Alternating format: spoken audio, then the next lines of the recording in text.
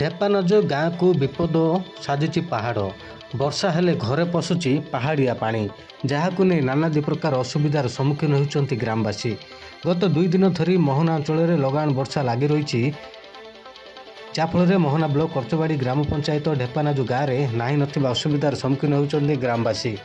ଗାଁ ନିକଟରେ ଥିବା ପାହାଡ଼ରୁ ବର୍ଷା ପାଣି ଆସିବାରୁ ଘର ଭିତରେ ପାଣି ପଶି ଯାଉଛି, ଯାହାଫଳରେ ମାଟି ଘର ହୋଇଥିବାରୁ ଘର ଭିତରେ ପାଣି ପଶି ସମ୍ପୂର୍ଣ୍ଣ ନଷ୍ଟ ହୋଇଯାଉଛି। ଗ୍ରାମବାସୀ ମୋହନା ବ୍ଲକ ଅତିରିକ୍ତ ବିଡ଼ିଓ ରମାକାନ୍ତ ଚୌଧୁରୀଙ୍କୁ ଲିଖିତ ଅଭିଯୋଗ କରୁଛନ୍ତି ପାହାଡ଼ ତଳେ ଗାଁକୁ ସୁରକ୍ଷା ଦେବା ପାଇଁ। ଗାଁ ନିକଟରେ ଥିବା ପାହାଡ଼ ତଳେ ପଥର ୱାଲ୍ କରି ଗାଁକୁ ସୁରକ୍ଷା ଦେବା ପାଇଁ ବ୍ଲକ ପ୍ରଶାସନ ପାଖରେ ନେହୁରା କରିଛନ୍ତି ଗ୍ରାମବାସୀ।